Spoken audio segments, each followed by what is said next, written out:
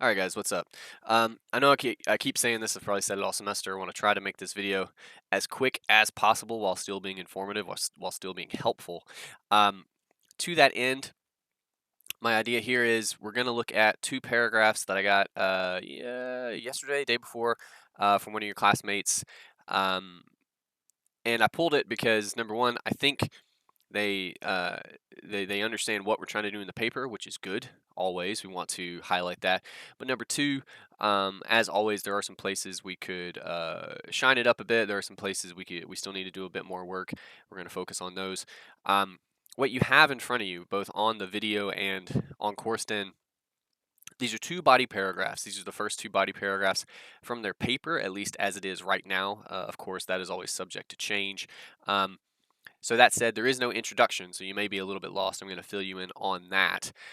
Number one, they're writing about Dave Chappelle a couple years ago now, which is actually interesting because this paper seems like it kind of shows Chappelle in a really good light, right? They clearly seem to be fans.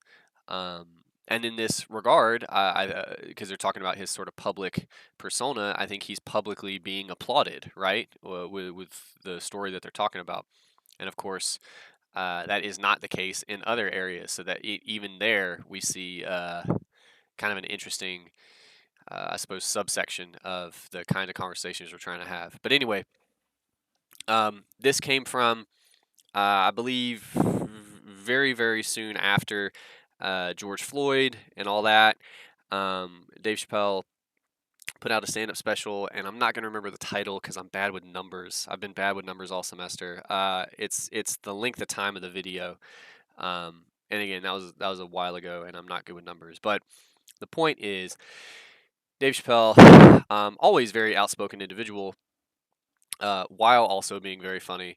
Um, Sort of puts together the stand-up special, and he talks about not just George Floyd, but like more generally than that. He speaks on sort of issues that he's seeing related to racism and or police brutality, but also, as we point out in this body paragraph right here, um, sort of the conversation around the conversation. And what's really interesting about that is exactly what we're trying to talk about. So it's really smart by the student to kind of pick up on that and try to focus on it.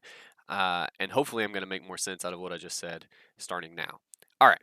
So if you have not already, like we always do, we're going to talk about each one of these paragraphs in turn. There's only two of them, okay? So not too big a deal, hopefully. If you have not already, or even if you had, you can go ahead and review it. Pause the video if you like. Read over that first body paragraph. I'll give you a second to do that. Go ahead. As always, just secretly hoping you've done that. Now, what do we have here? Well, to begin with, we have a topic sentence. If you remember our three parts to a body paragraph: topic sentence, evidence, analysis. We have those three things. If nothing else, we very clearly have our evidence, right? We have that quotation. Um, we have a bit of analysis. We're going to spend most of our time talking about that. Let's look at the topic sentence, though, very quickly. Now, they have built in here, and you would have no way of knowing this without seeing the introduction, a bit of a transition from the introduction to their first body paragraph, along with his tribute to the, and there's going to be some phrasing issues. This is a rough draft, mind you. Along with his tribute to the killings, like we could trim a lot of that to make it make a little more sense. That's referencing what they were just talking about at the end of their introduction. Chappelle also replied to Don Lemon, who's an anchor on CNN, to Don Lemon's call by simply denying it. This is an attempt at a topic sentence, okay? Bear in mind, a topic sentence is meant to do two things at the same time. Number one, you're trying to sum up your body paragraph, and I think we're nailing that. I think we're doing that. But number two, it should also be an argument.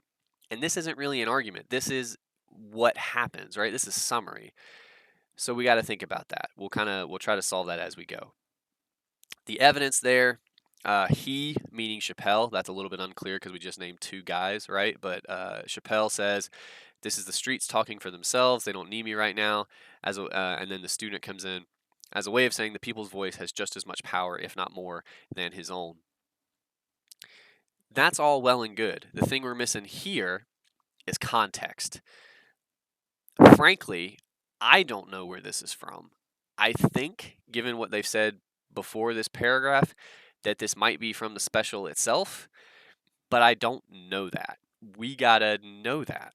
Um, and there's different ways to do that. I mean, you could, I suppose, say in his special 8, whatever, I mean, again, whatever the number is, Chappelle says, I mean, I'm not in love with that, but it's better than what we have, okay? The better way to do it, again, because we're thinking about context here, how does he say it? Like the way I always try to put it is, how do we arrive at this quotation? Something got us there in what he was saying or doing or what was happening in the special, if in fact it is from the special. So does this come on the heels of a joke? Does he bring up George Floyd specifically? Does he bring up Don Lemon specifically? He may, like some of that could be really important context. We need to point that out before the quotation. Anyway, um, some of that's a little bit nitpicky, but again, if for no other reason than you want a better grade on your paper, these are the kind of concerns we need to have, right? So we have our topic sentence here, we have our evidence here, and those are the two primary ways we could make them better than they are currently. And that means the rest of this is our analysis. Now we kind of sort of start our analysis actually right here, but this is also just, it's called recapitulation. We're just kind of restating what the quotation says. So technically it's not analysis, it's summary, but it's okay. We can leave it. What do we have left? All right. So we're talking about Dave, meaning Chappelle. I would rather we use his last name. We're not friends with him. We don't know him like that. We're talking about his opinion and statement. We could trim that. We'll just pick one of those. But his idea, apparently, is equality in speech. All right. What do we mean by that? The fact that a celebrity has to explain that people have voices of their own does point to an interesting, I think the way this student frames it, kind of issue or problem, right?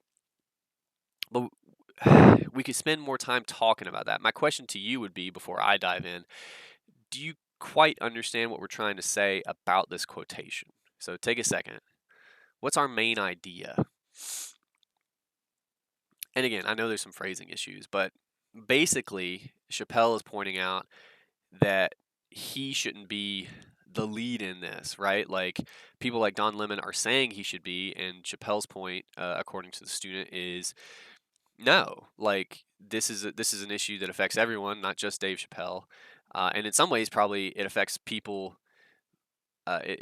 in much dire, more dire, and it affects people who aren't Dave Chappelle much more, right? He's a celebrity, he has money, he is a black man and has been that his whole life, but he has escaped some of this, and I think he would admit to that as well, by way of his celebrity status, right? So any and all of that could come into our discussion. He says, this is the streets, and this is me going to the quotation, right? This is what we're not doing here. This is the streets talking for themselves. They don't need me right now. What else is he implying there? He's implying this is the streets talking for themselves. They don't need me right now. He is not on the streets.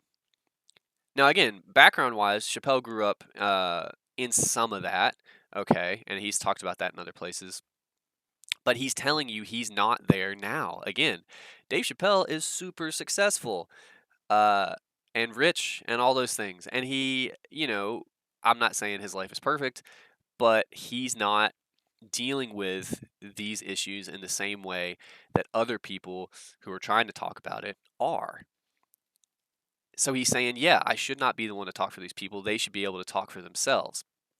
I think we've mostly gotten to that second idea, but we skipped over the first one, and that's important because that's part of his point, but it's also, I think it could get folded into the student's point, basically, because they're also talking a lot about status, right? They talk about that more in the second paragraph, they mention it here. If we're talking about an issue that affects everyone, but it affects certain people much more than others, right? What kind of people? Not Dave Chappelle, right? No, not people with money. Just no, not really. And he says those are the people that need to get listened to, not celebrities. That's worth thinking about more on the page. We kind of miss that opportunity. And again, I know I say it all the time. We miss that opportunity because we don't specifically work with what the quotation gives us. We just kind of gloss it here and then we're off to the races. That's okay, but at some point, you really need to go back and dive into the quotation itself and see what you can find. All right.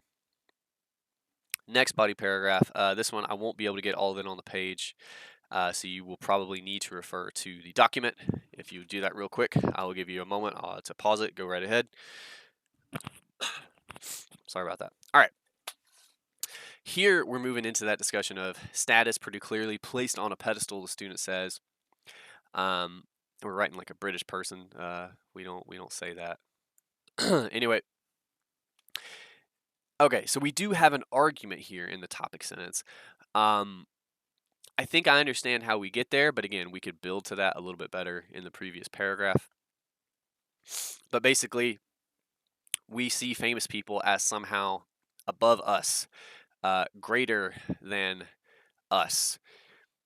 I think that's true. I'm curious again if there's more to be said about that. Like, I don't know if this is their complete argument. It might be. But chances are very good they have more to say about that kind of fact of life. So this topic sentence, while it's better than our previous one, because it is an argument, may still be incomplete. It may not convey our entire argument. Let's see. All right, so they hit us with a question here. That is hard to understand. Basically, they're saying, why do we feel that way? They could just say that. All right, they get into some reasoning here. Now, interestingly, they have not given us evidence yet. Look at how long it takes them to get to specific evidence. It's right here. I'm not saying you always have to get to your evidence in your second sentence, but you do, especially in a paper of this length, need to get to it much quicker than that. A lot of this, I suppose this is their context, and that could probably be trimmed. Say their evidence starts there to be totally technical because it's the same sentence. Okay, man, we can't, because the whole time as a reader, I would imagine some of you are feeling this, you don't quite know what we're talking about, right? The idea is you want to ground your discussion in something concrete, something we can hang on to. So the point I'm making here is when you're writing your paper, you know what you're talking about. No one else does because we're not in your head. The trick then, if you give us this evidence much earlier, we have this specific thing that we know now that we're kind of sharing with you, and then you can dive into this stuff, okay? But if you flip that, you notice you're kind of lost in a weird way. That's going to happen pretty much every time. So get your evidence much closer to the top. Again, it doesn't always have to be the second sentence, but it needs to be pretty damn close. Anyway, that said, because this is kind of analysis, again, it could be quicker.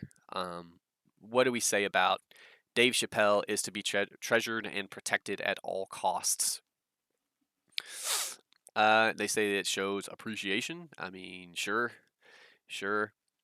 And then they get immediately into their argument. Cool. And again, I know I've said this several times. I don't know why they're writing like this. I've talked to this student.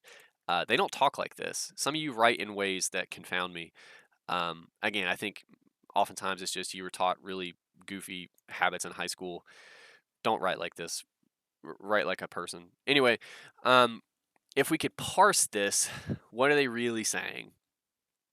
I'm going to do my best, but basically he's idolized, and we take what he says as more important because of that idolization, right? Basically. That's true. Again, and I think we could, I'm kind of curious if we could get there using the quotation because we haven't. But two, I feel like they're all right. There's two things we got to do here. Number one, we got to do more work with the quotation, but I'm gonna table that for a second. The other point I want to make to you, because again, this is really our only real analysis. We just have not given ourselves enough room, enough of a runway, if you like, to build to anything else. Okay, I think there's more here. So the trick would be, honestly, at this stage, we probably cut most of this. Um, the way I like to talk to you guys about it, I would say, honestly, this sparks the question, this whole business. Uh, the student writing this probably needed to do that to focus whatever it is they wanted to say to kind of figure it out. Fine. You could probably cut that. You could probably cut most of what comes before your evidence, if I'm being quite honest. That will allow you to get to your real analysis much quicker, and it will allow you much more room to talk about it more. And that allows for step 2. Dave Chappelle is to be treasured and protected at all costs. Now, granted, that is a tweet. Sorry, I gotta take a drink. Hang on. So we can't necessarily treat it as gospel, right? It's not like everybody feels that way. But it's a really interesting way to talk about a person, you know? What sorts of things do you treasure and protect at all costs, right? That's kind of big. Like I'm thinking my kids, and like that's like if your house is on fire, what would you run back in to get if it was in there, right? Like that's kind of the level we're talking about. And yeah, my kids and not a whole lot else. I love my cats. I'd get them out. I don't know if I'd go back in, if I'm being quite honest with you. I just don't. Um, no, on the flip side, if Dave Chappelle was in your house for some reason and it was on fire, would you run back in to get Dave? Um, Probably not. Probably not. Even the person that tweeted this, probably not. So we understand, first of all, if we're going to be fair to the tweet, that it's a little bit hyperbole. Okay, it's a little bit of an overstatement. We probably need to say that in the context. We probably need to say that they're not being entirely serious. It's okay, by the way, that they're not, but we want to make sure we present the quotation fairly. And I just cannot imagine the person that tweeted this meant it exactly as it sounds, right? That's a little bit over the top. All that said, then, so what? I think we still have the, because even though it's hyperbole, I mean, it's an overstatement of the truth. So it's not, entirely untrue. They feel some kind of way about Dave Chappelle. Okay, we can still get to this discussion. The point is, why are we talking about him in these terms? I mean, of course, it's due to the special that we're talking about. It's due to him talking about um, George Floyd specifically, and then everything related to it more generally, that they feel this way. But why, though? Like, we have to say that in our paragraph. Why doesn't any of that lead to people feeling this way about this celebrity? Another way to consider it, we're talking about him as a treasure, as a thing to be protected at all costs. I mean, point of fact, if your house were on fire and Dave Chappelle was in it, um, he's an adult man. He can get out just as well as you can. Like it'd be weird at some point to say I have to go back and get Dave Chappelle. He's capable, right? But this statement kind of makes it sound like we've objectified him to say he's a treasure. He needs to be protected. Adults don't need to be protected. They usually they're good to take care of themselves, right? So that's a really interesting angle to take. This notion that his name, even we don't see these people as people when they reach this kind of status, right? We see them as I'm trying to think of it. I mean, I've already said object, but like an entity almost. Like it's not like we don't know that he does things, but we don't think about them in the same way. We think about them as brands, honestly, right? When they say Dave Chappelle is to be treasured and protected at all costs, I would argue, I think they're kind of talking about the guy, but what they're really talking about is the brand Dave Chappelle in this moment, in this special, that needs to be protected. That's interesting. That we could talk much more about. And again, the only way we can begin that conversation is to actually dive into the evidence. So at this stage, just to recap what we've covered, the good things we've done. We have all the parts to a body paragraph. We do. Topic sentence, evidence, analysis. Part of the reason I pulled both these paragraphs, this paragraph, this first one, is pretty underdeveloped, to be honest with you, but it still somehow has all of the parts, which means it's really easy to see. If you can make all three of these things happen, you're halfway home, okay? Now, the half we're missing in this first paragraph, which leads to it being underdeveloped, we don't really have an actual argument in our topic sentence, even though we do take a swing at one. We have evidence, but we're missing the proper context beforehand, and our analysis does not work with our quotation specifically. So we have some pretty huge missed opportunities there. Conversely, our second paragraph is longer. We have an argument in our first topic sentence, but I don't think it's fully developed. And the reason for that is, and this is actually why I pulled the second body paragraph, because you guys have really interesting ways of tricking yourselves. I would almost guarantee when the student wrote this paragraph, like, look, it's longer. It feels like they're doing more, right? You guys equate length, and I do too, I'm sure, equates length with accomplishment. But that's not always the case. And in this case, we take so long to get to the quotation, and I would argue this is just the student really figuring out what they want to say. Some of it could stay, but it's going to actually end up down here. We take so long to actually get to the quotation that our discussion thereof is brief at best, and that leads to that missed opportunity I talked about with the topic sentence. There's way more to be said, we just don't give ourselves room to do it. That's really the trick to this paper. You want to talk about the conversation around a particular person or event, a thing they did, whatever it might be. Yeah, I think this paper's headed in a good direction, honestly. If they can sort of clean up some of the things we were talking about, and honestly, the biggest, the element that will lead to the most success, and this goes for all of you, is actually working with your quoted material, digging into specific details, trying to present it in the proper context, which I think most of the time when you guys don't, it's accidental. I don't think you do it on purpose.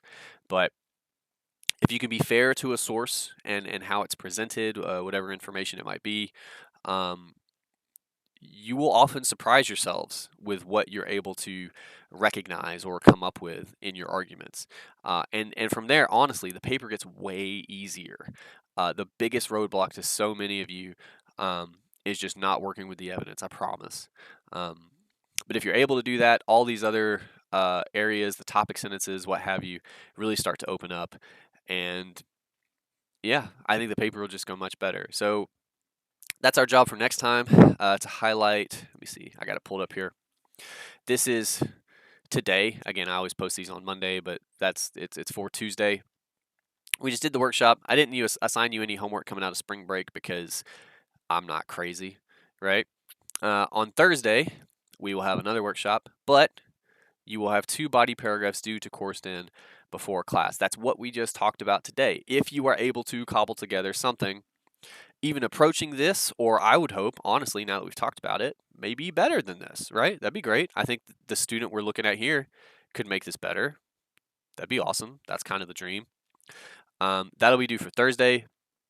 And I just wanted to highlight, and I'll try to remind you next time as well, if you want to revise paper 2, that will be due by this Friday. So you want to balance some of that. I mean, to me, I would try to knock these out, now and Thursday. That's plenty of time to do these. I would try to go ahead and just get them knocked out, and then you have the rest of the week to do your revision if you're interested in that proposition. That's how I would approach it. That's just me. Otherwise, I hope everyone's doing well, coming back from spring break. It is hard to shake off a break. I mean that sincerely. But otherwise, yeah, I'll talk to you guys next time. Thanks.